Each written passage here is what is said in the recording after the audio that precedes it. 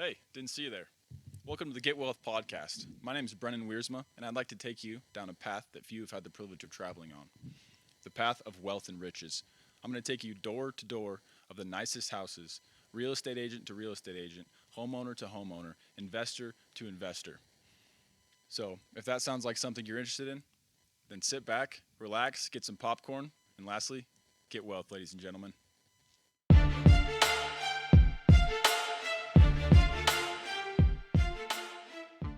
Welcome to the Get Wealth Podcast. My name is Brennan Wiersma. Please be sure to like and subscribe if you want to stay up to date on our latest videos. I guess why don't we start with just an introduction of yourself and kind of what you've done to get to this point.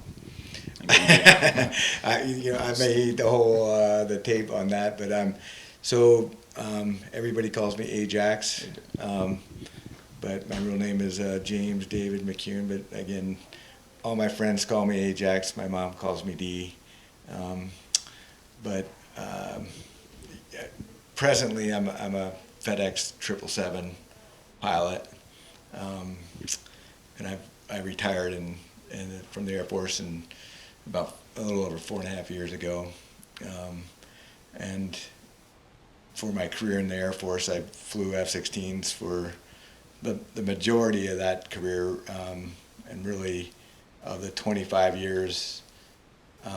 I was pretty much in the cockpit for about 21 of those years in the F-16, that's pretty lucky. That not too many people get to do that. So I flew F-16s active duty all over the world. Before that, I got into it by, I was a little kid. I went to the Payne Air Show up in Seattle, Washington. It's right next to where I'm from. Oh, no kidding. From Arlington. Yeah. Nice. And so I think I was probably in about, 4th or 5th grade, and I went to the air show and saw a guy, ripping around in an F-15, and I went and talked to him afterwards and said, how do you go do that? And he said, well, go to the Air Force Academy and you could start from there. And really at that point, I had never really wavered off of wanting to go to the Air Force Academy and fly fighter jets. Although interestingly enough, it took me a couple tries on many occasions to get there. So, how about you? How did you? So you're a pilot. It's kind of funny that you two arrived here at my door today and knock with the Embry-Riddle and we run into fellow pilots. So and hopefully by the end of this podcast, I'm going to have Brennan and Kenny signed up to be Air Force fighter pilots. So we'll see. We'll see. I'm not close to it, but yeah, definitely a different approach to getting into aviation. I didn't really even think about it or consider it until I was a junior in high school. My grandparents, they were next to the Skagit Airport, if you know where that's at. Are you from Washington? Or? Well, I was born in Pennsylvania, but really, I grew up in Bellevue, Washington. Okay, yeah, what a small world. That's on there. And I moved there in '76, my folks, and then really left in 1986 for when I joined the military. So. Oh yeah, so you're definitely familiar with the area. So anyways, yeah, there was a flight camp that my grandparents lived near, and they called me one summer. They actually talked to my mom, and she's like, "Oh, you should do this. Give it a try." Wasn't super excited about it. I had all this other stuff going on in sports and friends during the summers. But I decided to do it and went to the week-long camp where they taught you how to make a flight plan, and you'd go outside by the airplanes and they would tell you about their careers and what they do. And on the last day, we flew a little Cessna 150, and they would take you up and then let you get on the controls, and I thought that was the coolest thing in the world, that I was flying the airplane myself. Yeah. It was me controlling it, when really the instructor was right there, and I mean it wasn't anything crazy at all, but I thought it was really cool, and I was telling everybody about it until after that week I just kept thinking about it, and that's a weird time in life because you're 18 years old, have to figure out what you want to do for the next, whatever, 30 years or whatever it is. And I was kind of... Well, not always, you know, I mean, I know, you got to people change your figure it out. mind, right? Right. mean, But at that age, I was really worried about it. That was on top of my mind a lot. And one day I just decided I'm going to be a pilot because I had been doing research on what that is, and you hear pilots talk about being a pilot, and of course, it's, you know, that's the end of it. They are so excited about what they do, and you know, hear about the benefits. And the more and more I looked into it, the more and more I wanted to do it. And then senior year, same as Kenny over there, did a little Google search. Embry-Riddle came up, applied, got in. Next thing I knew, I was going to school there. I actually got my private pilot license my senior year summer. Yeah. At a Snohomish airport. Nice. And so I was. You know, we played Snohomish in the quarterfinals of state football. I remember that game specifically because it was snowing so hard, and it went into overtime, and it came down to really a stop in Snohomish on the, you know, they were like 4 downs on the 2-yard line. So we put them down in the quarterfinals, but then we went and lost to Juanita in semifinal. But at that time, Juanita was a... Yeah, I mean, you want to talk about Bellevue, though. Their football team, they're a powerhouse. I think they have a record for winning streaks, right? Bellevue? Well, I don't know. I mean, I played football and wrestling was, that's what I really liked. And at that time, I mean, Interlake, I have no idea what they are now, but we were pretty much powerhouse in wrestling, which was pretty cool. Wrestling too. Yeah. Okay. So what are your sports? So in high school, I played basketball and football. Basketball was my main sport. Mm-hmm. So I was varsity 3 years in that, and I stopped playing football my junior year. Just really enjoyed basketball and wanted to focus on that a lot more.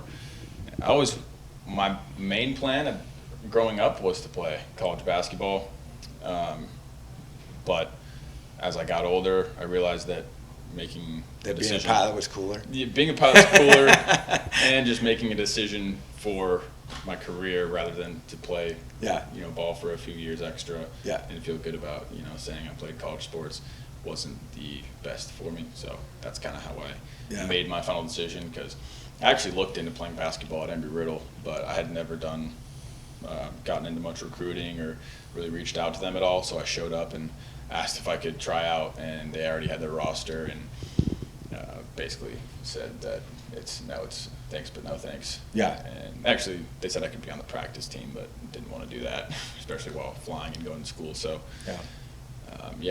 that's kind of where I come from and how I got to this point in aviation. Needless to say, that's not very much. I'm only working on my CFI. It's getting that commercial license is, it's tough. There's a lot of stuff to memorize, a lot of rules to know. A lot of acronyms. A lot of acronyms. It's like anything that's hard to do. It takes a lot of work. No kidding. The work's definitely been done. It's not quite over with yet, but I'm looking forward to getting on to the next step. But you've experienced quite a bit more in the world of aviation, so it sounds like you're pretty excited about what you've done. Let's maybe talk about how you how was that process applying into the Air Force Academy and getting accepted? What did those odds look like? And then once you were there, how's that process? Well, it's a long process, and there's multiple routes to get there. So the way I did it was just one. You guys being up in I've got buddies that I flew with for years in the Air Force that are Embry-Riddle graduates. So there's lots of different ways. When I started, and kind of like that. And I don't remember. I was too young and too stupid to actually ask the F-16 pilot his name. So I don't remember who it was. But, he advised me to go to the Air Force Academy because at that time, if they were required at the Air Force Academy to, 75% of the admins had to be pilot qualified, medically, physically, and all of that.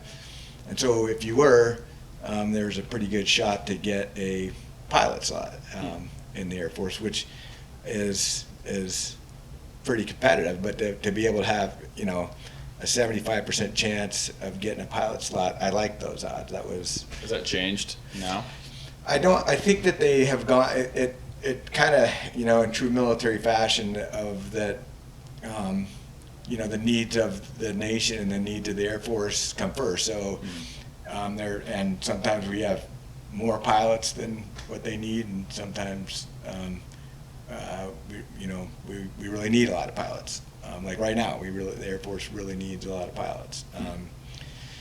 So I believe they've gone back to requiring a percentage. I don't know what it is. It's pretty high if you're qualified, you have to go to pilot training out of the Air Force Academy, which doesn't always suit everybody. I mean, so that's how I decided to why I wanted to go to the academy. Although in true fashion, anything that's good, and it's hard. I mean, getting into the Air Force Academy is it's a pretty extensive process of, not that any college isn't, an extensive process to get in, but, you got to get a nomination from a congressman or senator or vice president or president, then not just get nominated, but then you have to do the whole applications and physicals.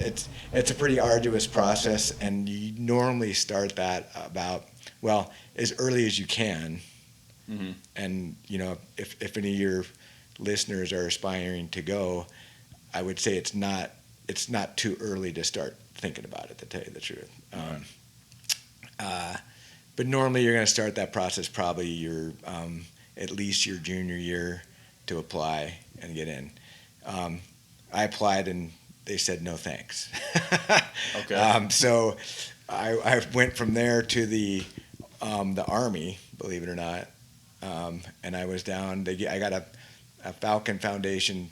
In fact, that picture on the wall right there, that is you can see it says the McDonnell Falcon Foundation Scholarship. They gave me a scholarship to go to a school to work on my, really it was my SAT scores is what I needed to work on.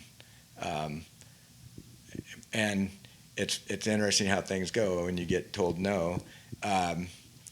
You don't like it at the time, but I'm actually very grateful that it happened, because I learned all sorts of things down and so that school, NIMI, that I went to, New Mexico Military Institute, is in Roswell, New Mexico,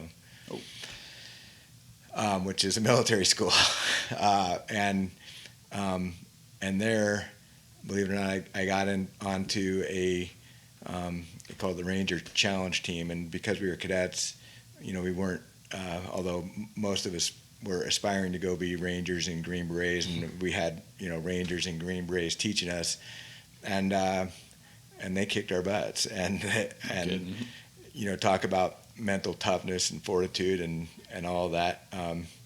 So I learned a lot, and I got in, and kind of like anything along flying airplanes or anything good in life, it's kind of it's a competition. Mm-hmm. And really, I went to the academy. I wanted to. I was a big wrestler, and so I loved wrestling. I thought I wanted to go try to, win the NCAA's, and then you get into college and really realize that there's a lot of, if you think you're good, there's a lot of people that are not only as good as you, but they're better than you. And I actually I'd already had a couple shoulder surgeries by then, and I got injured, and that put me out of wrestling my first year. Were there any scholarships with that? No, there wasn't. So did you try out, or how does that work, getting into the team there? You can't. I mean, I was not recruited, Uh-huh. so I just was trying to walk on. Yeah. Which that should be your first indicator that you might not be good enough. But I mean, there's a lot of hidden talent out there.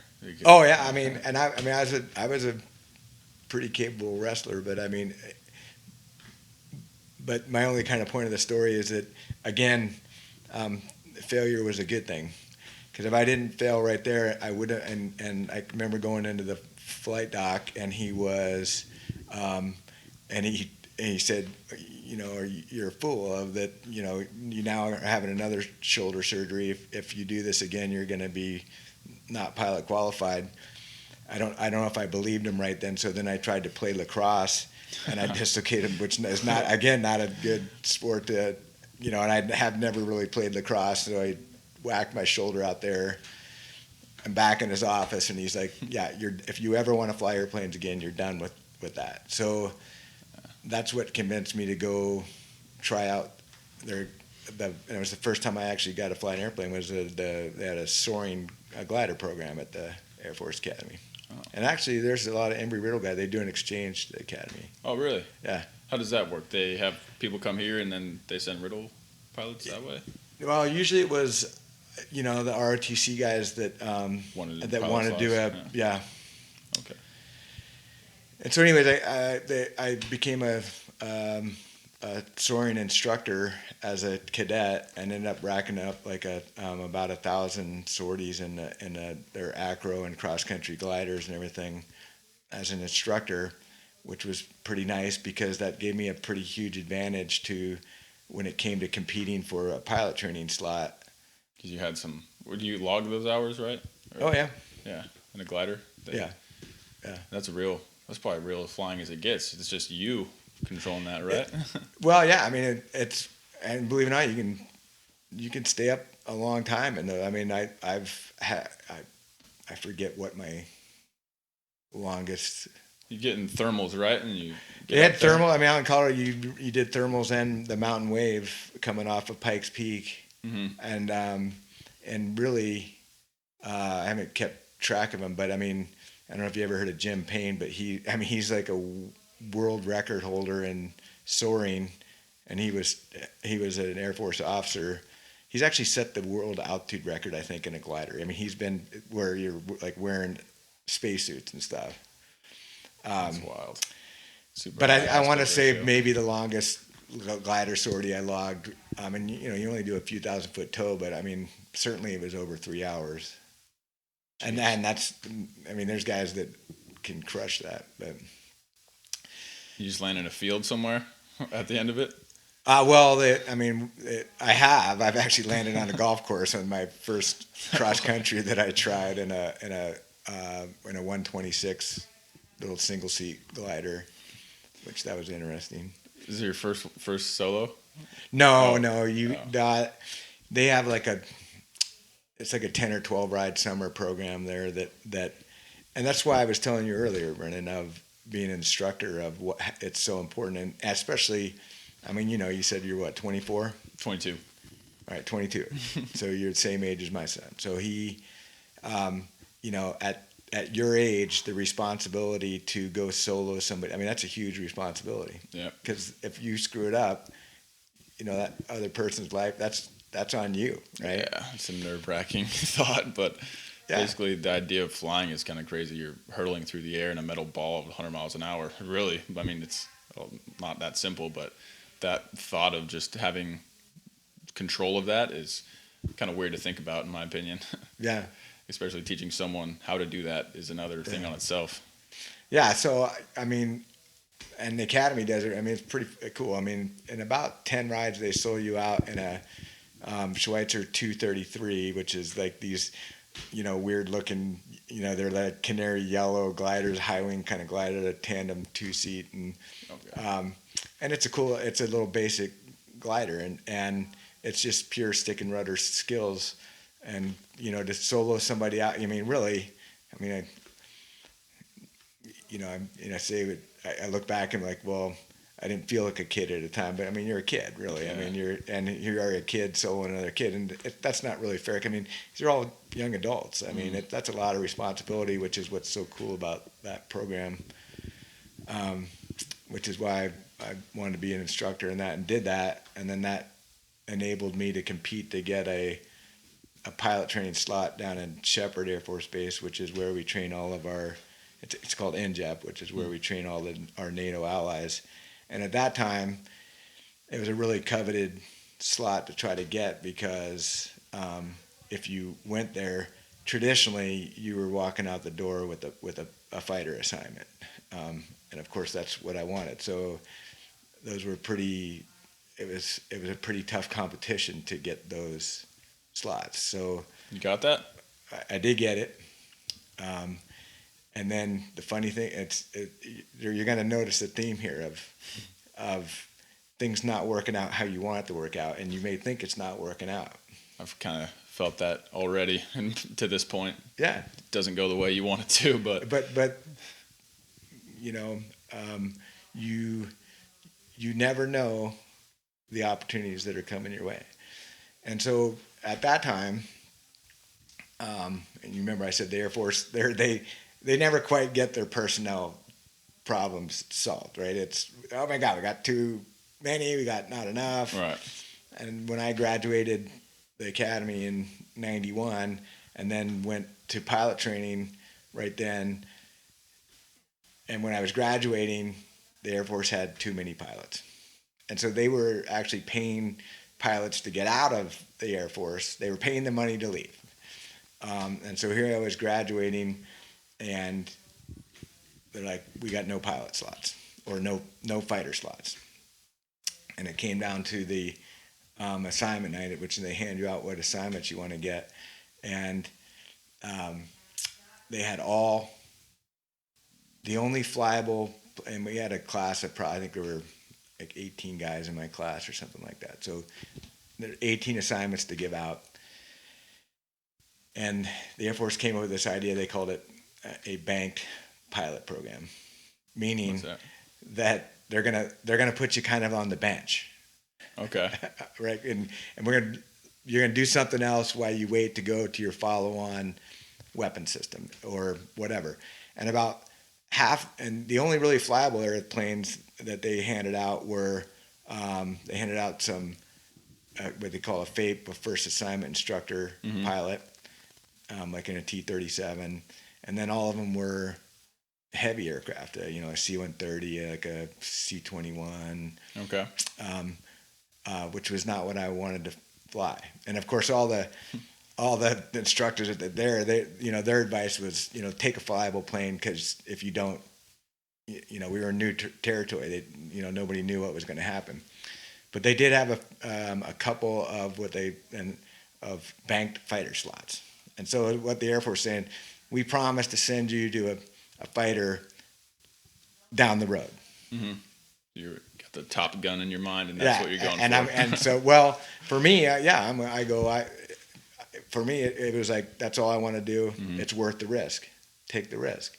And so I'm like, and they all thought I was nuts. Me and my best buddy, Max Morosco, great guy. And so we took the bank fighters, and oddly enough, I was an engineer. I was a mechanical engineering major at the academy. Nice. Because I thought I wanted to be a test pilot, and you got to be That's no joke. It's no joke. You got to have an engineering degree. You got to have an engineering, which is the only reason I suffered through doing mechanical engineering, was I needed that, So I suffered through that, and I'm like, hey, so what are the jobs I can go do? And one of the jobs that they offered me was to go be an engineer for the F-16 program out at Edwards Air Force Base. And of course, I was completely pissed off, because I'm like going, I'm supposed to be out flying fighter jets, and I was peeved. Yeah. So off I go out to Edwards Air Force Base, out to the 416th Test Squadron, where I am a lieutenant now, helping to bring on it's called a Block 50 F-16, which was our newest F-16 that was coming online, and so I was involved in that test program. But the cool part about it was that, again, I didn't guess that this was how it would go. Yeah. So here I end up in an F-16 test squadron, and my other good buddy, Francis Ekman, he was kind of a geek, but he was an awesome geek who was out there too, and he was like, hey, we got to go sign up for a master's program. So I'm like, I just finished school. I don't want to go do that. but all the test pilots, they want them all to have master's degrees. So, Sorry to interrupt. How old are you around this time? I am 22, I guess. 22? Okay. Yeah. And so you're 21. Well, let's see. I graduated in 91. So I that would graduated be, around 21, 22. 21 plus, so I was 23. Okay. Yeah. Got it. So still pretty new to the New, whole yeah, work world and Brand new. everything. Okay. As new as it gets. Anyways, he talked me into going to Cal State Fresno to get a master's in aero engineering at nighttime. And so all the test pilots were in there, and I don't want to get in any trouble, but let's just say I did a lot of homework for a lot of test pilots that were in the squadron, and we had 2-seat F-16s, and so I would trade homework to hop into the back of the. So I ended up racking up about 300 hours in the back seat of an F-16 before I knew I was going to F-16 school. And the reality had to is, have helped a lot, right? Just it helped familiar. huge. I mean, I don't know, finishing pilot training, if in reality I don't think that I had the maturity really to go, even though I thought I did. Really? Why is that? Just from what you had experienced, being able to translate that into an F-16, you didn't feel like it's hard. I mean, well, you've already experienced it. Okay, so here you are. You hopped in the first time you hopped in a 172 and you looked at all the controls. What did you think? I was shitting my pants. I didn't really know what to. Well, you're like, man, that's a lot of buttons. That's a lot of switches. Yeah. And and for me, my first airplane I hopped into was, a glider that's got, it's all has an airspeed indicator, a VVI, and maybe an altimeter and a turn slip indicator. That's it. Right. But even that, you're kind of like, well, it's an airplane. Yeah. But every step of the way, each step that you just step up, you just get more complex, more stuff, more everything. Yeah, right? I can't imagine. What does it even look like inside of an F-16? I've never. Well, of course, I think it looks like the coolest machine on the planet. Yeah, the avionics.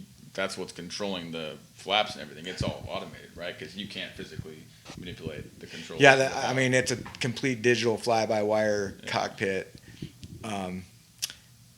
Although it's pretty cool when you compare like an F-35 now compared to an F-16 cockpit. You almost look at an F-35 cockpit and it seems really sparse, whereas an F-16 was designed. Most of the controls around, and really you sit in it. We call it kind of like the magic carpet of the, because it's like you're sitting on the end of a pencil point, and the way the bubble canopy comes over you. You're kind of just out there and wow, space. The visibility is phenomenal, but all the controls down around the side of you, and there's a lot of them. It's all the set and forget, and the engineers that designed, the human factors engineers that designed that cockpit are genius. Every switch has a different feel, a different look, and it's set up in flows and groupings of panels. And it's kind of like you and I were talking about earlier when I said, well, you really don't use a whole lot of checklists, and you don't have to, because it's intuitive of how but you look at it and it's this cockpit full of buttons that are everywhere, so it's pretty intimidating. At that point, flying that level of an aircraft, do you almost feel like it's an extension of your body when you're flying it? Like the buttons are just part of you. You know where they're at. You know what you're doing, and it's. Well, it's funny. I could almost guarantee you that. I haven't flown an F-16 in 4.5 years.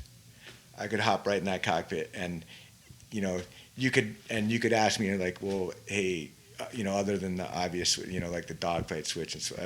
If you ask me, where's the such and such button, I'd be like, well, I don't know, but I could immediately, if you just said do the task, I could do the task. It's because it just becomes rote muscle memory. You've been doing it for so long. How long did you fly specifically the F-16? 25 years. Yeah, so by that time I was lucky. It was most guys didn't get to. You don't get to do that. You don't stay in fighters that. So if you wouldn't have taken that bench seat, that little Wouldn't have been- program, do you think you ever would have made your way back to flying an F-16, or? Unlikely. It's crazy how that moment of a decision where you decided you wanted to take that risk just changed the next 20 years of your life. Yeah. I mean, and I had my buds that were there to do the same thing, and they were, and generally at that time, if you made it through NJEP, you came out fighter qualified and you were going to fly fighters. And for the guys, unfortunately, and they were good. I mean, they were good. But they looked at it and go, I'm going to go with the sure thing. And they took at that time, a flyable airplane, never to set foot in a fighter ever. And so, if I were going to say, if it's good, take the risk. If you want it, go for it. If you want it, take the risk. So, which is kind of another interesting story, of that. Well, we'll close out Edwards test pilot school, right? So here I am, and I thought I wanted to be a test pilot. And fortunate enough, and for me, I'm a strong Christian. I think God puts you exactly where you need to be to learn what you need to learn and be in the right place. I'll drink to that. And I'm telling you, so I mean, what are the chances of me getting to Edwards, getting into F-16 test squadron, and oh, by the way, I thought I wanted to be a test pilot. So I get experience, and so I'm down here with all these, unbelievable pilots. They're test pilots, astronauts, and there are a few of these guys, we call them triple threats. They were, and Mike Bloomfield, test pilot, astronaut, weapons school graduate. I mean, and to explain what that is, I mean, a test pilot that's obvious, and I knew what that was. And I was the first guy in my family other than my grandfather was in the Battle of Bulge in World War II as an Army civil engineer, but for really going into the military, he was drafted in World War II. So, Wow. For me, it was really the first person in my family that entered voluntarily. So I didn't know about the military. I didn't, other than what I studied, but I didn't know. All I knew is I thought I wanted to go be a test pilot. Okay. And I got down there, and really, it's test pilot has become it's no longer the days of Chuck Yeager where and of course they will. Most test pilots will get like their one really cool program, and then for the remainder of it, there's this road down there called Cords Road, and you're flying up and down Cords Road, verifying that the airplane does what it's supposed to be. And so it's not very what you'd call, or I didn't at least, dynamic flying. Okay, which is pushing the limits a lot more. I mean, they go push the limits. There's no doubt, but it's not and it's not. They are all trained fighter pilots. They were all, but you kind of diverge. And you remember what I said earlier about being an instructor, and the thing that fortunately I had guys like Crash Jaspers. Ironically, Crash is dead because he crashed, but and it's awesome fighter pilot. And Mike Bloomfield and Eddie Cabrera. I mean, I could name all these guys that were down there. That and at the time, my name wasn't. I didn't have a call sign because I wasn't a qualified fighter pilot yet. But they were, they're like, Lieutenant McCune. And they go, we really think you ought to go look at going to fighter weapons school, which. That's the Air Force's top gun school. It's where we train all of our combat instructors, the best. And so I didn't know anything about it. But fortunately I had those guys that were there that said, and they were right. But I didn't know it. And so I got it anyways. So I leave Edwards. They convinced you? Well, at that time it was just. I mean, I wasn't even. I still had a long way to go. I mean, I wasn't even a qualified F-16 pilot. Right. But they were like, and it's just because they started to learn my personality, and really, I'm not a good academic student, even though I've done a lot of academics of it. I really just kind of suffered through it. Mm-hmm. All right, so you leave Edwards. So I leave Edwards, and go, and I lo and behold. And I didn't know, but that I was going to go into an F-16. But I pulled down an F-16 slot, so I'm off to the races to go try. And when you get there, you can bet your bottom dollar. I mean, I had a huge advantage of walking into a program with 300. And I mean, granted, it's in the back seat, and really F-16s are single seaters, but That's you know, huge I walked for into someone. I mean, that's a lot of situational awareness to have going into and it helped me immensely. And everyone else has never sat in the cockpit, right? Yeah, no. And 300 hours for maybe a lot of people that don't understand relative what that is. I mean, Well, you so to kinda put know it what in you're doing at that perspective, point. when you walk out of what we call replacement training unit, you become fully qualified in F-16 in about 75 hours. Now, the difference being is you're you know, remember, you've already gone through primary jet. I mean, you've done all the jets. So, I mean, you've got well over 100 hours in jets and stuff like that. But, Yeah. but yeah, I mean, that was a big advantage that allowed me then to, you know, off I go into my first combat assignment, which I got stationed up at Mountain Home Air Force Base, Idaho, which was a phenomenal first assignment, which is where I ran into at that time, I didn't know it, but he's my best buddy to this day that I still go hunting with. And that was back in, you know, 95, something like that. Nice. Anyways, I'll kind of fast forward on the whole, I mean, and we Yeah, can take go your time. talk about that. I mean, that was a great assignment. I can tell you funny stories about that, but to close out the vein of, you know, funny how things work out and where you are and timing and stuff like that. So finally, I realized, like, man, I want to go be a combat instructor. I think that is what I want to fight. I like fighting as a wrestler. All right. So it's kind of in your blood already. You want to Yeah. take it to the next level. Yeah. And so it takes to go get you gotta go through, you know, first you become what's known as your mission ready, you know, and the joke of it is we show up as a new guy in a fighter squadron, all the experience, they say the only thing you're qualified to say is like, I won't say the true crass of it. It's like, all you can say is to and lead, you're on fire. And it's like, just stay visual and shut up.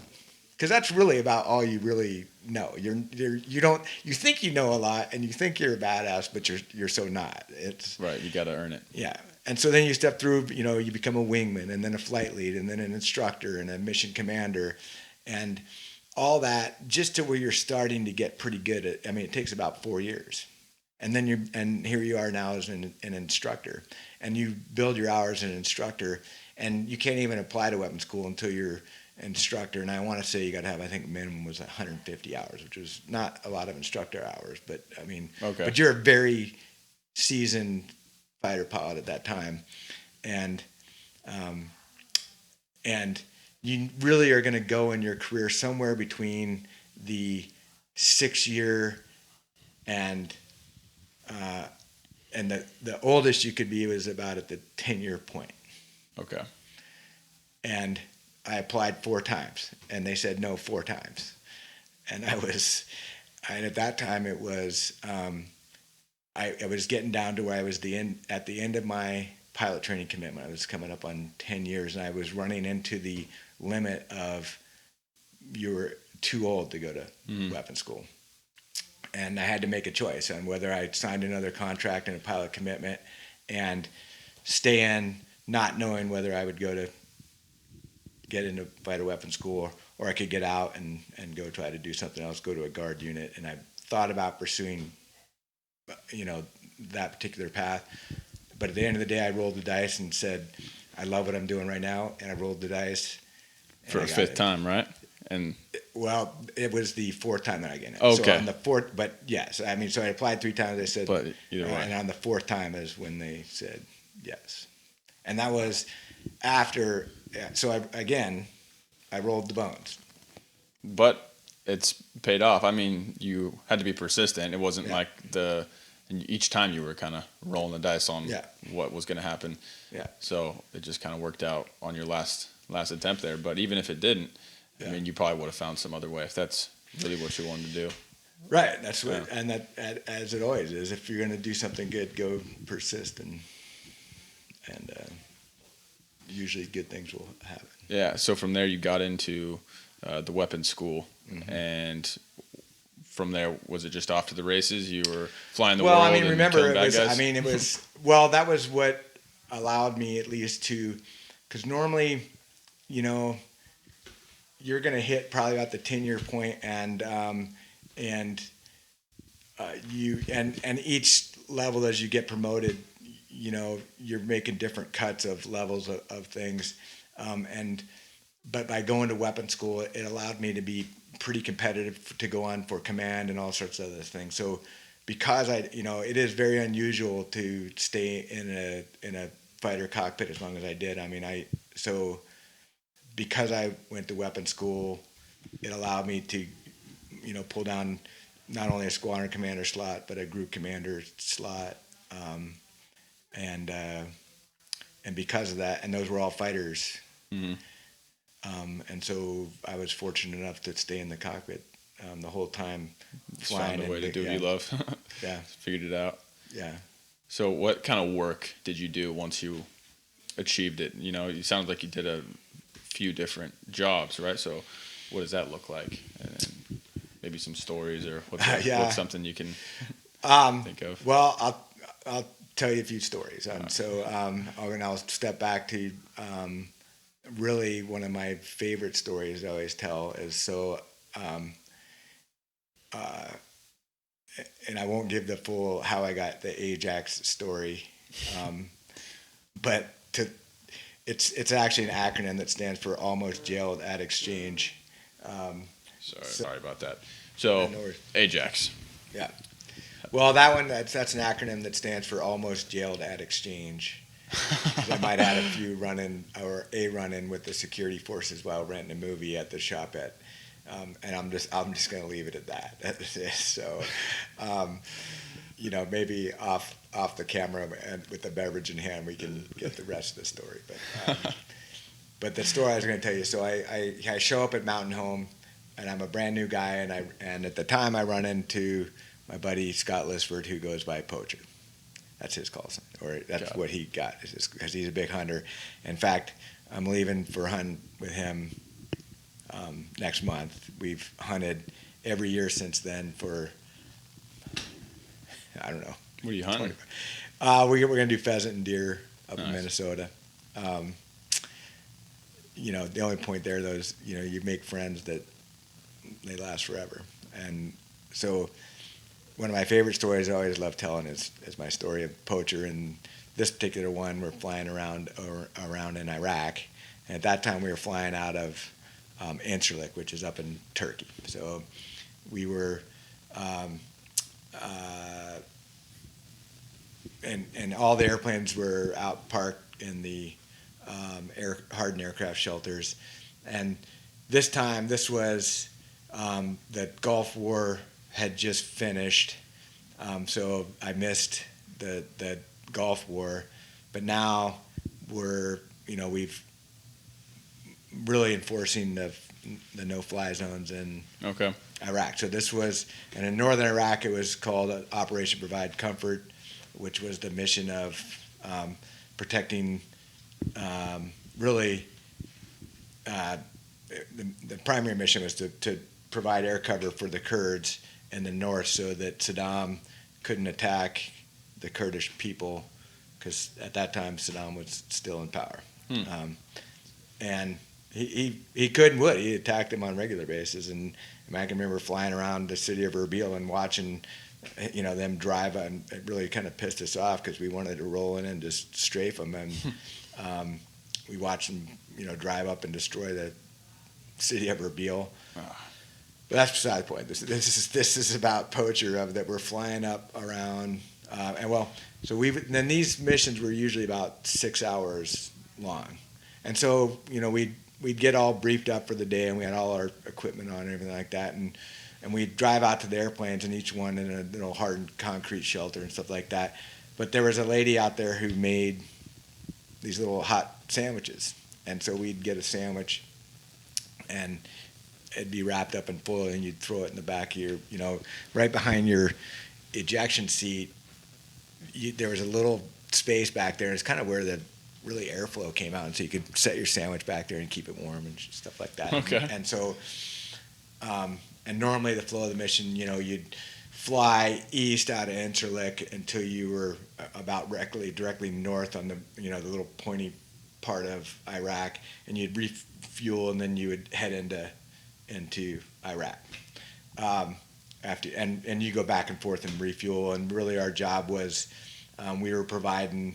At that time, we were called the Wild Weasels with the 389th Fighter Squadron, the T-Bolts, and our job. Well, in fact, it was that one missile fin that I showed you up there. Yeah, that's from that story. No, but that is a fin from it's a AGM-88. It's called a HARM missile. It stands for high speed anti-radiation, and that's how we killed enemy surface-to-air missile sites. And so we'd be cruising around, and our main mission was to provide. The mission is called SEED, Suppression of Enemy Air Defenses. So we would take out all the air defenses for the other fighters and assets that were providing air cover and ground cover in the region. So, anyways, we're cruising around up around Saddam Dam Lake, and we just tankered, and we've gone back and forth a few times, and they were getting a little bit squirrely, and we always, as a joke, started calling it, Operation Deny Christmas and stuff, because Saddam he'd start acting up. He'd go like periods of where he's acting up, and what does that mean? Acting up? It would just start causing problems. Yeah, he'd start causing problems and doing shit that he shouldn't be doing, and oh, by the way, in this particular case, shooting at us.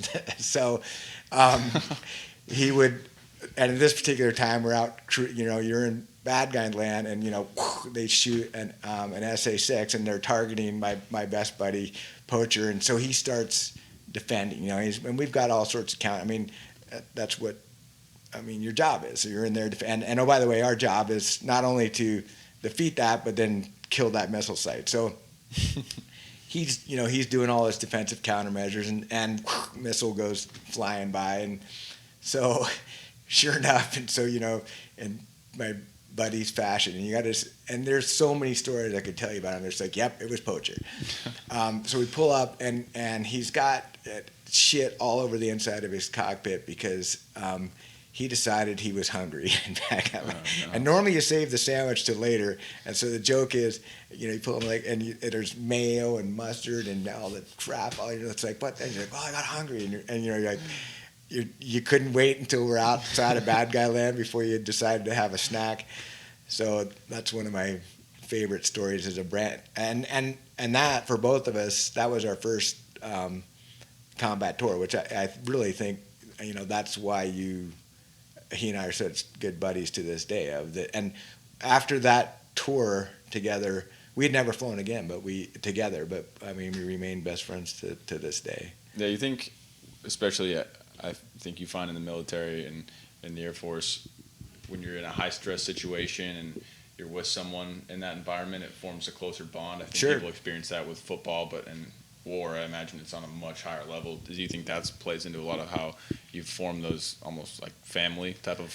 Yeah, absolutely. It's also really, combat it's sheer boredom followed by moments of terror.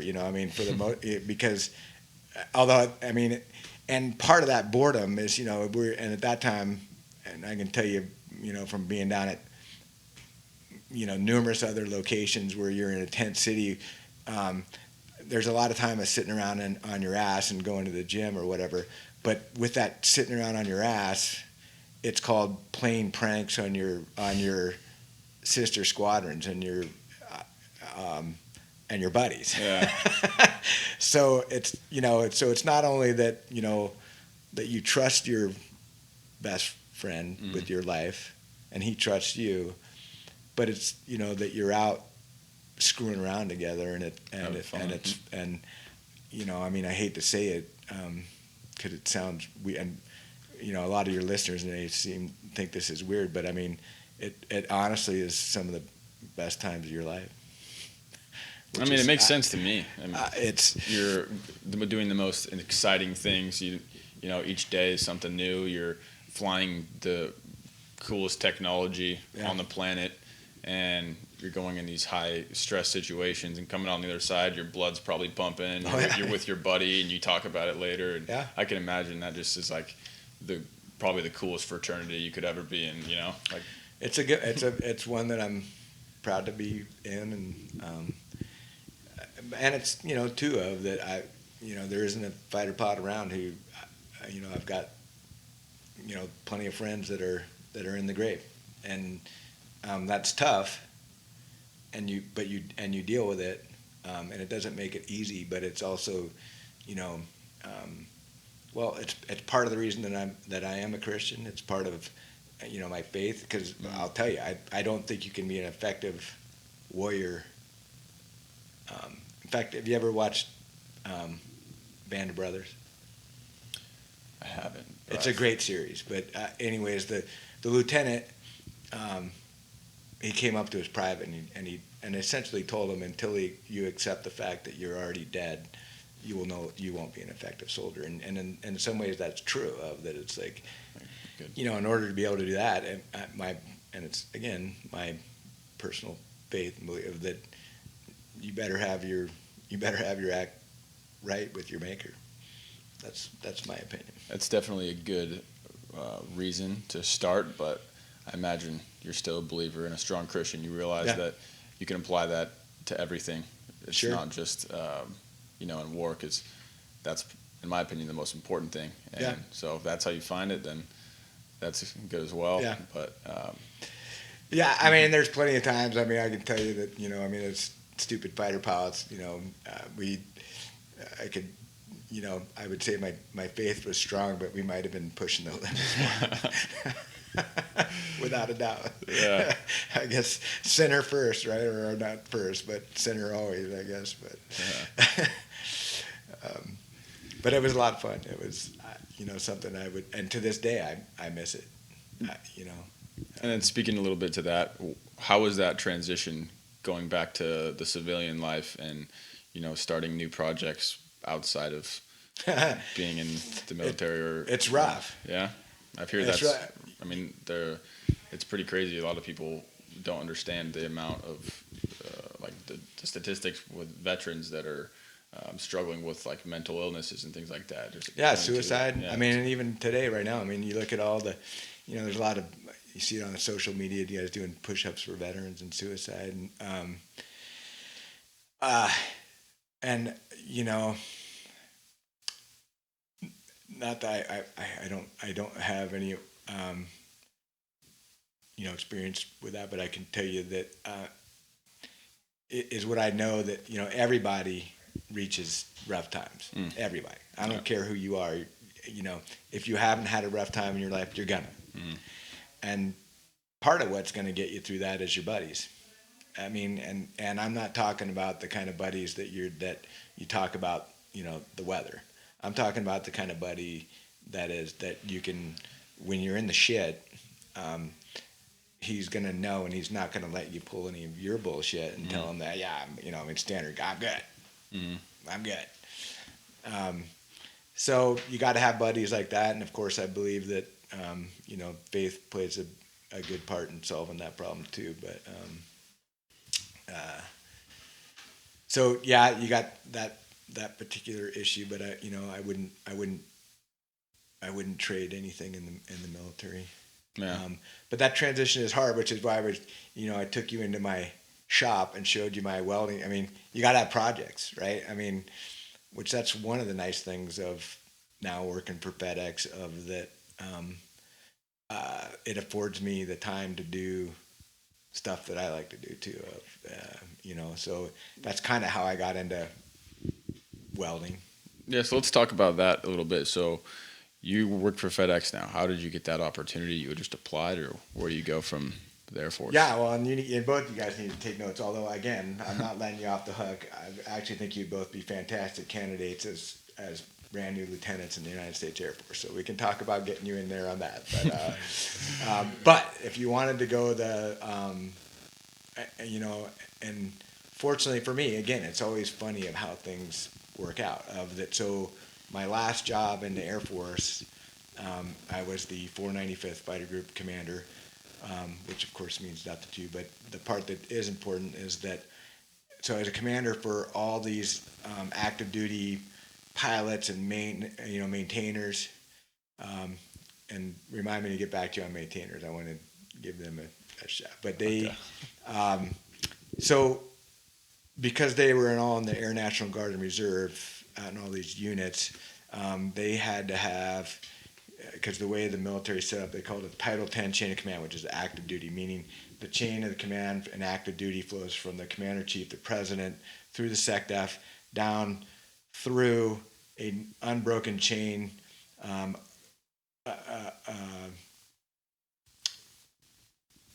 And that chain is called a Title 10 chain of command, meaning that you are in federal service. Whereas if you're like in the Guard or Reserve, in the Guard, you fall what's known under Title 32 service, which you're under command of the governor. That's all kind of blah blah. But meaning you're a state, you work for the state. Okay. You can be activated and put into federal status. But that chain of command is important. So all that, long story short, is that, so I was the commander for all these active duty guys for all these units all across the United States. Well, the good thing for me, and of course in my mind, all I was going to ever do was fly little pointy gray jets, and I never even thought about the airlines because I would never go do that. Okay. And fortunately, I had a lot of really smart guys that were out in all these Guard and Reserve units that were not only flew for the Guard and Reserve, but they also flew for other airlines. And a lot of them were FedEx pilots. And then when things didn't go how I wanted to, my last boss, when he called me and he was all excited, he said, I got a great job for you in the Pentagon AJAX. And I go, boss, I can't do it. I'm a horrible staff officer and I need to fly airplanes. So and that's when I stepped away from it. That's when, fortunately, I had all these buddies on these Guard and Reserve units, and they said, well, let me tell you about FedEx. And then I'm like, hey, fellas, can you tell me about FedEx again?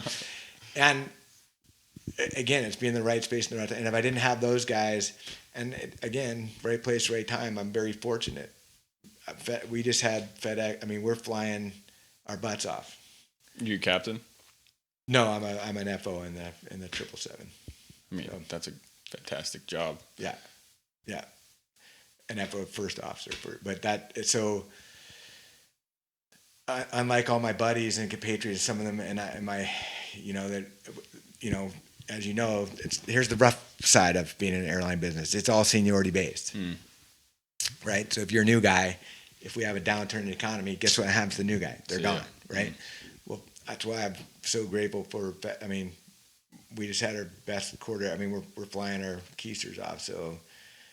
Fortunately for those guys, and they talked to me, and I got, applied, and then, it's a pretty extensive job interview, which that you and I, Brennan, could, and you know what, you guys you'll have my number and everything, but we could literally probably make 3 podcasts on how to apply to the air. I mean, there's whole industries on how to apply to the airlines, and I bet your school actually has a pretty good. Yeah, well, the last.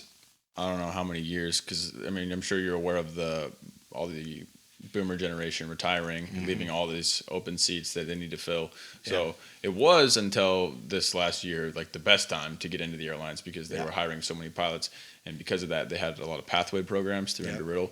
So I actually had a job offer already with ExpressJet where all I had to do was get my degree and my hours. And then I already have a class date, did my interview and everything already. But ExpressJet tanked, and so that's gone. Luckily, I still have SkyWest. It's at least a guaranteed interview where I went down there and went through their whole thing, and so that's there still. But a lot of these regional airlines that Embry-Riddle used to work with are kind of going under. So that's there's one way. I mean, you could go to the FedEx flies their little Caravan now. It's kind of like a regional for FedEx, as well as they got they call them instructor pros to go. I mean, you could get fully now you got to go. I mean, you got a ways to go. You still got to get your ATP and everything like that, but you'll get that. Yeah, corporate's looking a lot more appealing now that the jobs are a little more sparse in the airlines. Because there's some pretty sweet corporate gigs you can get flying for the right people. I got one buddy who is getting into that, and his family's been in the corporate world. They're flying for celebrities, and there's those. You don't want to do that. Some of them, I mean, I wouldn't mind flying a Gulfstream to Cabo and staying there for a week, Yeah, but see, you're just on call the whole time waiting for them. Yeah, that's where you can get pretty screwed with those jobs as well, because if you get someone who, doesn't treat you like a person rather than just like an Uber that they can fly, and they don't care about money, that type of thing. But, like there's pros and cons to all these jobs. But FedEx that's the one area I haven't looked at as much as flying cargo, but I mean the pay is pretty good from what I understand. Once you get up there and you're flying a 777, that in itself is cool. But is it true you fly a lot harder hours? Like a lot of times you're in the middle of the night. Well, I mean I've some of the routes I've flown, I've seen the sun go up and down twice. So of that, you're really you're kind of like time. What time? I mean, you're on whatever, and it is especially right now. I mean, it's brutal. I mean, I'm kind of laughing because we're sitting here doing this, and I mean, I just chuckle. I mean, you guys show up front door, but I literally flew from Singapore to Honolulu to Oakland to Phoenix, and just got home 4 hours before you guys got here. What a trip. So, Serious? 4 hours? And you were flying in Singapore before that? Well, no, I mean, so Singapore to Honolulu is about 13 hours. Honolulu to Oakland is about 4.5, and then Oakland to here is an hour and a half. So any layovers in there? No. Straight shot? Well, the only part that I was operating was from Singapore to Honolulu, and my trip ended at Honolulu. And really, I mean, you're gonna laugh at me, but I mean, I had a 3-day layover in Honolulu, but I was so ready to. I mean, because I had already been to Dubai and Singapore, and right now with all the COVID stuff, I mean, we're locked in a room, and it's no fun at all. So, but outside of COVID, I can't imagine someone hearing that and thinking that it's not one of the best jobs that you could have. I mean, there's good things about it, and you're talking to a guy a little bit, but you need to hear my perspective, because I mean, again, I'm going to tell you that if it were me, if I were Brennan and Kenny, I'd be running my butt, and you guys are seniors. I mean, you're in the catbird seat right here. Although, you said you're doing ROTC, Kenny, right now, or not? No, I'm not. Are you doing it? Mm-mm. All right. Not a problem. My best buddy, Scott Lisford, and he did the flight program up in North Dakota, up at ND. Mm-hmm. Good school. Yep. And he walked right out the door, and I always tease him and call him, he's the 6-week or 8-week wonder or whatever, but he went to officer candidate school. So, I'm suffering through the academy for 4 years. And he comes out and becomes an officer in 6 weeks, and manages to pull down an NJAP slot 2, goes to NJAP, and, becomes he ended up being a FAPE first, so he kind of came around to it. But, so my point is that you guys are right in the heart of the zone. The Air Force needs pilots, and if it were me in your young shoe, I would either go that way or the other way I would go, especially if you want to do it for a long time. A lot of guard units, and they're a blast, because the joke though is, the good thing about a guard and reserve is that you're there with all your buddies for a long time. The bad thing about the guard and reserve is that you're there with all your buddies for a long time. Yeah, I actually toured the guard in Phoenix. The Copperheads. Yeah, right over there. We did through a club at my school. We got to go on the KC 135s and check out the planes. Well, we should go down and go over to the 944th, which is the reserve wing at Luke. Flying F-35s and F-16s. You ever seen a fighter up close?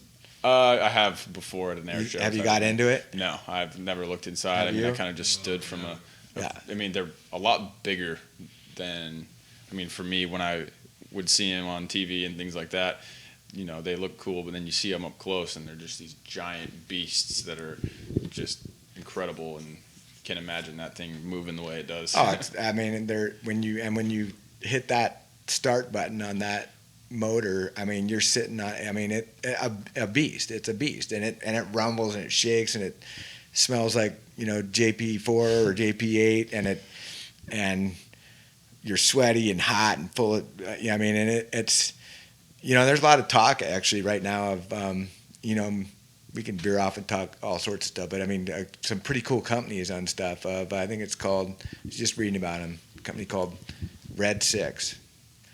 The guy's he's a British guy, and he's talking about, and the Air Force has gone into a lot of trying to, you know, because we're short on pilots, right? Mm-hmm. So they're trying to go into this, well, how do we make pilots fast, or how do we create them faster?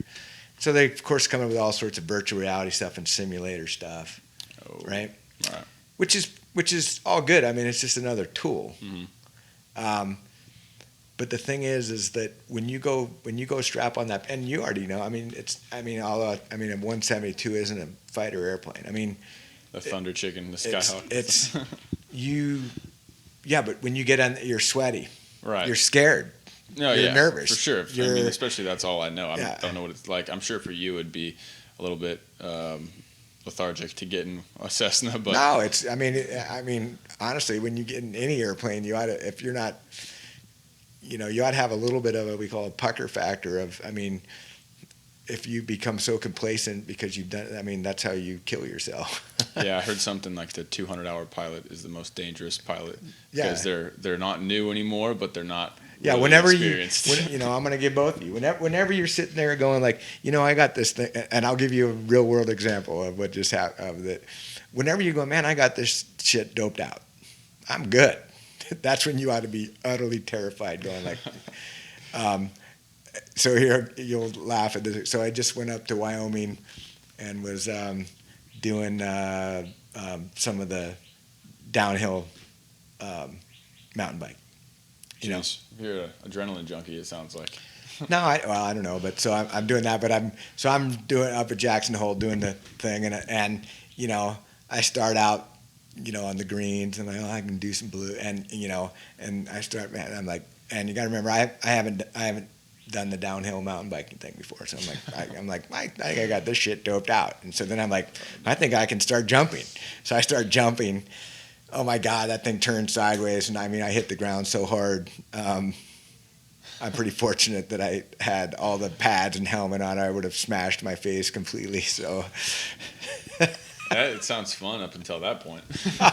It was a lot of fun. Well, I walked away, and actually, and then I did it again. I mean, I crashed twice on that thing, and then I was like, "You are not as good as you think you are." Yeah, I just know ahead of time I'm gonna do that because I've never been talented on skateboards or motorcycles, bikes. I would love to get a motorcycle one day, but I know that I would not be riding one for very long. Yeah. Mostly because they're so good on gas. Honestly, I hear people going so far in one tank. Well, I mean, they're called donor cycles for a reason. I mean, it's, I don't know. I got a lot of buds that love them, but you know, no. I do love my outdoor activity of all sorts of stuff, but yes, you go hunting. Yeah. You're outdoor bike, mountain climbing. Yeah. What kind of stuff do you do on your free time? Well, you'll laugh. So my daughter, we were out. Well, I mean, a lot of stuff, but lately I've been doing a lot of welding. But as far as outdoor stuff, I mean, again, you'll laugh. So I take my daughter. We're out rock climbing, and you know, she's 24, and so I'm 52. So, and I don't realize the limits that I probably need to. Anyways, I start raging away, and almost immediately fall off and just smash myself and ding me and rip my arm out of joint again, which of course I then got the lecture from my daughter of that how I'm not quite up to the same thing that I used to be doing. And she's right, but so You gotta have fun. did a little bit. Yeah, because it's kind of a, if you're not out living, then you're dying, right? Mhm. I mean, Yeah, and I mean you're pretty fit, so that's I mean health is wealth. You gotta Yep. stay active, and a body in motion stays in motion. So it's freedom. yeah, I mean that's Although I'm kind of out of it because I mean, you saw it's a great gym. yeah. You gotta have a get gym. everything done there. So unfortunately, it's like I feel like I'm in this cycle of where, I get in good shape and then I go on my 2-week trips and then I'm locked in, when you're locked in a room, Right. Not much. well, you got push-ups, sit-ups and air squats and, after that, it kind of sucks. More, yeah, so yeah, I'm ready for this COVID bullshit to be done. But yeah, we experienced that because I live with 2 other guys in Prescott, in Arizona. a dorm, yeah. Are you in a dorm or? No, a house. Okay. So we're all renting those rooms. But when the lockdown happened, I actually work at a gym, so I've had the membership that way. But of course, the gyms, bars, all that got closed.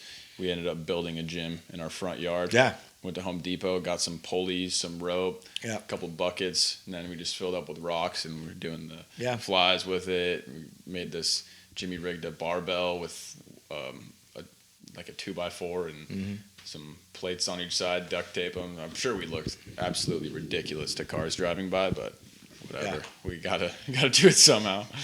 So how did you guys get this idea to do your podcast? So the idea itself started out as not a podcast. I more recently, within the last 6 months, I'd say I kind of sparked my interest in finance and creating wealth. And I was reading all these books about how other people did it, and common theme I saw was meeting people and mirroring what people have already done it. And I read a book, Think and Grow Rich by Napoleon Hill. Yeah, my son had it. It's like right. You mean this one right here? Yeah, I think I got that one. Yep. It's pretty good. That's the one. And so it's essentially a collection of all these crazy successful people and thousands of hours of him spending time with them and learning about what they did and the characteristics they had.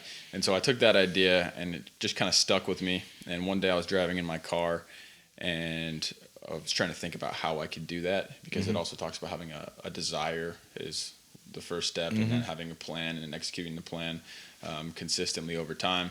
So I'm trying to formulate this plan. I'm like writing out my goals and all that kind of stuff. And through just brainstorming, I was like, what if I just go knock on people's doors and ask if I can keep in touch with them? Yeah. But that sounds a little more difficult than if I had a reason to.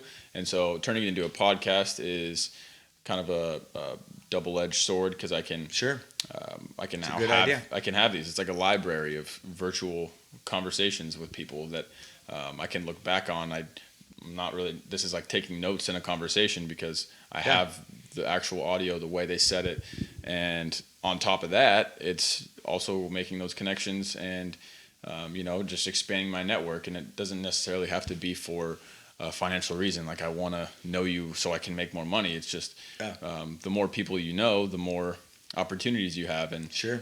I mean, like you were And saying, of course, friendships. so you could take and it almost becomes exponential, right? Because you would be a fool not to say, well, hey, AJAX, so do you know anybody else I should talk to you?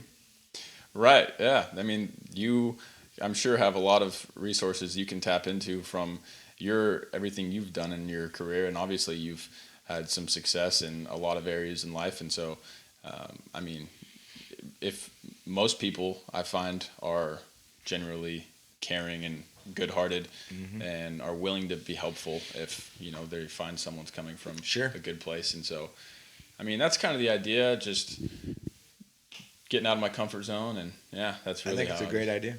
I appreciate it. It's been a fun process so far. And for how did sure. you hook up with Kenny? So Kenny is one of my good buddies, and I actually had no idea, but he's kind of a audio engineer genius with making beats and all that sort of stuff. And so one of my other buddies was like, hey, why don't you talk to Kenny? Because I was completely clueless. I didn't know what this thing was even called, or I mean, I still don't even know what that does. Mm-hmm. And I talked to Kenny, and he thought it was a good idea and wanted to just help me out. I mean, I can't really pay anybody to help me, so he was just interested in meeting the people as well, and getting to make those connections is good enough in itself. So we both have. I mean, I'm surprised he's sticking with me and letting me bother him with it. But yeah, he's been a huge help. Yeah. And so we're kind of just in this, and it's been a blast. Honestly, it's kind of crazy. Your heart gets beaten when you go up to some ginormous house and you have no idea who's going to be there. And most of the time, they're irritated that you're there because they're usually busy and have all this other stuff going on.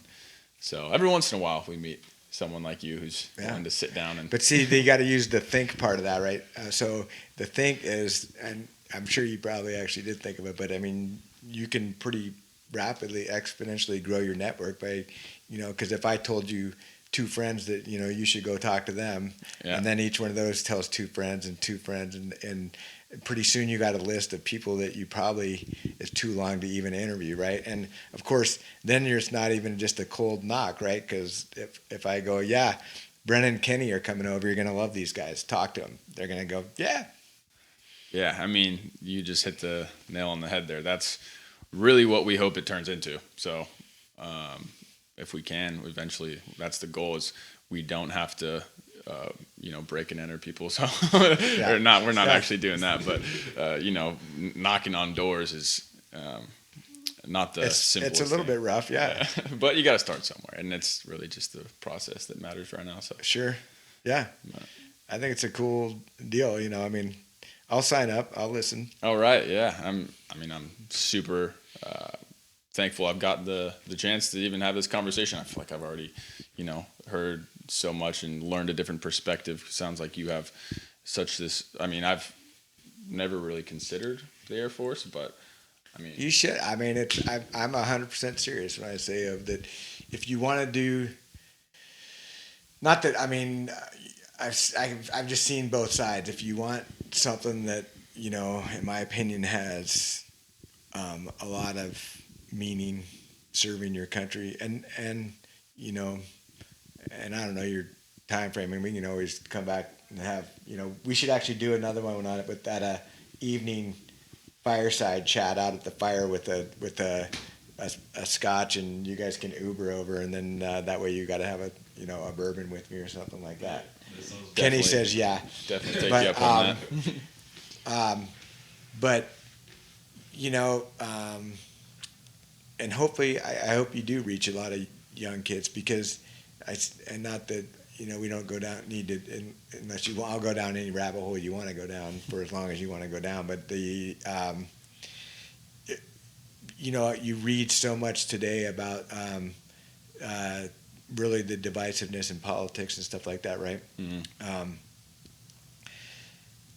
But in my opinion, it's so rooted into really education, and I would tell you that, and I'll give you 2 examples. So, if you talk to my daughter, and she went to Stanford, and you talk to a lot of kids that are your age today, they're going to tell you all sorts of things that are supposedly wrong with America. And I see so much of the problem of what a lot of, and I don't blame it on, kids. It's who I blame it on as parents, because you have a responsibility as a parent to help teach. But we all can be teachers. But and you're gonna laugh at me, but I mean I loathed history. I loathed it. I hated it in high school. I hated it at the Air Force Academy. I took as minimal as possible, and I didn't know shit about history. It took really until I went to the Army War College, and the Army does a pretty good job on history. But history it's an actually wonderful, and I was always a techie guy, but it's a wonderful topic. One of the best teachers, right? It's the teachers. And then until you have a teacher that says, "Well, here, go read this book. Here, go read this book," you won't. And when you get the right books and the right teacher, is what makes history so cool. Is the people. And when you look at, and when I hear people talk about, our founding fathers or say that this nation is a systemically racist nation, I go, well, you're a fool. I go, and you hear, I don't know if you've heard about the 1619 Project. Have you heard about that? Yes, I have. Okay, so right, that's like when America was supposed to be formed. Well, People it was an alternate. Right. It's an alternate, if you will, thesis or proposal, and it was really, I think it was written by a gal at the New York Times that says, and the premise of the whole article is that really America was founded in 1619. Right, and I've heard of that. Not only was it founded on the wrong principles, but it was founded on slavery, and therefore is really forever tainted in it, and it's a slave-based country, et cetera, et cetera. Which is completely disingenuous. And I think one of the reasons why America is so great is because we do have history, like every other country, that is not always the most fun to look at in rose petals, but we've came the farthest. We've done a lot to progress. We've progressed to be one of the most powerful and equal nations in the world, in my opinion. Yeah, well, I mean, so the interesting part of why and is where I really got into is, I don't know if you ever heard of Hillsdale, but Hillsdale, they've got wonderful free online classes.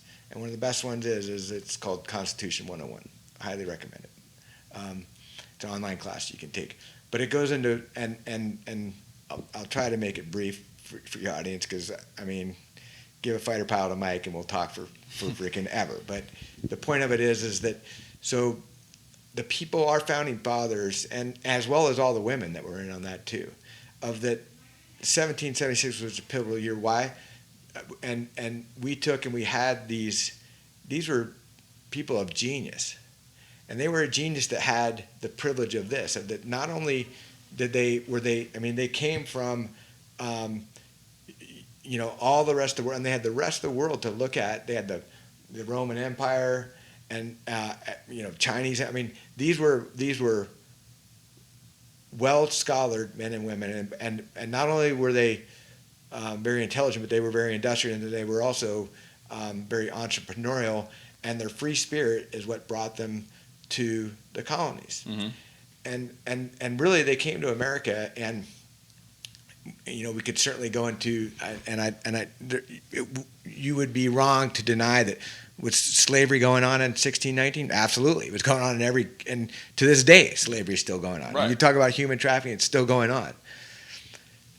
But that wasn't when those revolutionaries, they rebelled against the king for freedom for all, and that's when they wrote the Declaration of Independence. But the cool part about it is they brought what they knew, and they brought the best of all forms of government, and they sat down and they looked at, and they made this wonderful idea known as the United States of America, and they wrote a lasting constitution, which is so important. And in that Declaration of Independence at that time, and was it perfect? No, it wasn't. And we went on to then amend it, the Constitution, numerous times, and we also fought a civil war over it. And so that's why I go, this is such a wonderful nation. And when I hear about schools wanting to teach the 1619 Project, I need you guys and young guys to go, you don't know your history. Yeah, we're fighting the good fight, don't worry. Yeah. About that kind of thing. And like you were saying, the founding fathers, not only were they the most influential, like intellectual people, when they were, signing, and they were flawed. I'm not here to tell you that they weren't flawed. You cannot deny that many of our founding fathers were slave owners, but they looked at the Magna Carta, the Emancipation Proclamation, the Declaration of Independence. They all used, and they went in there, and make no mistake, they went out on great costs of their own. Mm. Great personal. I mean, if the war was not won, when they went like this to King George, they either won or they were going to be dead. Right. They were putting their life on the line when they were saying that this is what we get behind. And then said it, and remember, in order to form a more perfect union. It wasn't perfect. Still is not perfect. We're working on it. And then we fought a war over it. But I interrupted you. Sorry. No, you finished my point. That's what I was going to say. They put their lives on the line to create what is now the best example, in my opinion, of government. Yeah.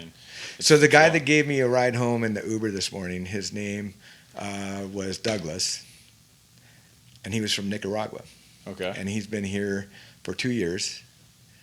and he didn't speak a lick of English before he got here. His English was awesome. So he is driving. He's going to school here at the community college in town. And we had a really interesting discussion that and he's probably your age. Here's a kid who's out getting after it just like you guys. And he scoffs all these people that think that socialism is such a great thing. And he goes, they've never lived under it. And the problem is that until you get out there and you see it in the world, until you go, I don't know if it's you just don't believe it, but this is why, immigration is wonderful. Immigration is wonderful because it brings the experience and knowledge of other people to go, nope, you think that's good? Let me tell you about that. So that was a really cool discussion that I had on a ride home with Douglas this morning. It was the guy that cuts my hair. He's from Bulgaria, and they won the green card lottery. Mm-hmm. And he was just cutting my hair the other day, and he was telling me, like, you don't understand what it's like to live under communism.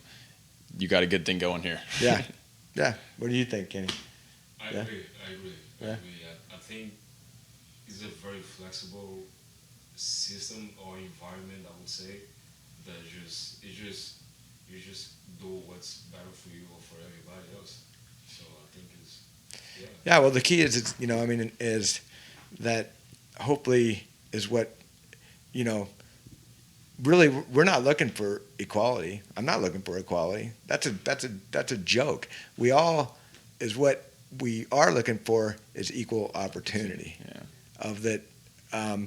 Because how boring would it be if everybody was the same? It'd be ridiculous. Yeah.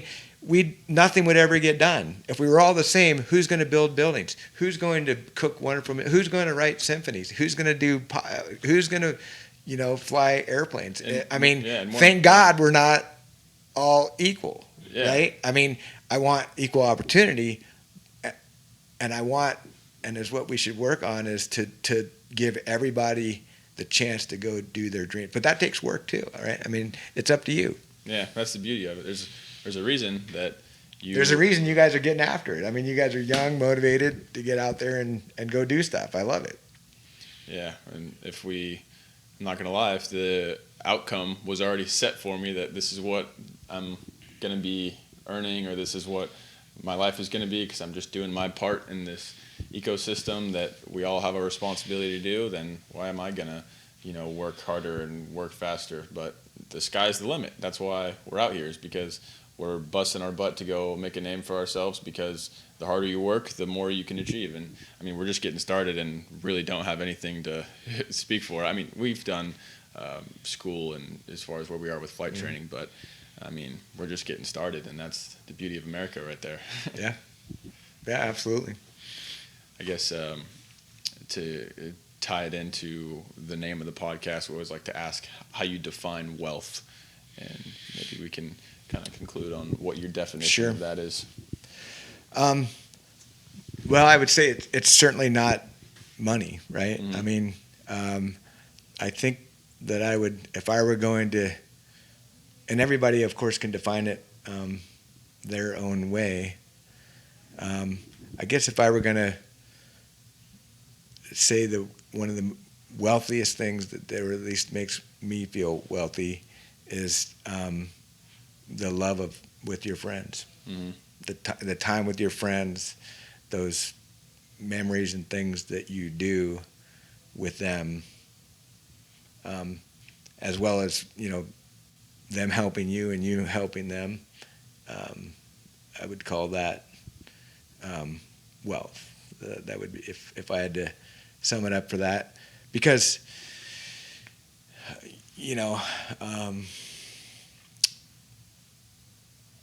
it's certainly not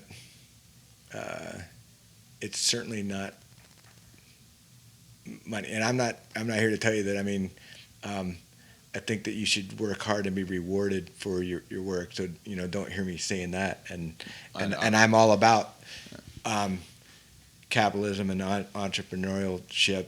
I'm all about it. Get after it. Think up. I've started numerous business sales that didn't work, and I'm thinking of ones on welding stuff, and so get after it. I appreciate that a lot, but I think your guys' just time walking around doing this is probably already making you a wealthy man. Not in terms of dollars, but I can't wait to hear all your stories. And in some ways, it's interesting that my buddy had talked about and I can put you in touch with other, but who guys that you should go talk to is the Tuskegee Airmen, the guys in World War II or the Vietnam War, and the reason why is that it's what's interesting about Air Force history and battles in Air Force. What's that? Well, you can go down to Gettysburg and you can walk around Gettysburg and you can take and look at and go, here's what they were looking at. Here's what the soldiers were. Here's where they were. And you can get a picture of what they were facing, right? But you can't ever stand on the battlefield of a airman. Right. I mean, it's not there. It's there, but it's up in the sky, and you'll never be there with those planes. And so, with the death of that airman, is the death of that. I mean, certainly they've written it down, and there's lots of stories. And guys have written wonderful books. They're really good about it, but it's not the same as talking to the guy that they're. I mean, so those are good guys to talk to. Yeah, that would be an incredible thing to be able to document with something like this. Yeah. Sitting down. Because honestly, time is running out for that sort of thing. Sure. Sadly, but yeah. I mean, I couldn't agree with you more on the topic of wealth. I think that's a common theme of what we've been finding, and it sounds like you definitely got it figured out. So, I guess I really appreciate your time, and it's been a pleasure to sit down and talk with you, AJAX. So you bet. Thank you, Brent.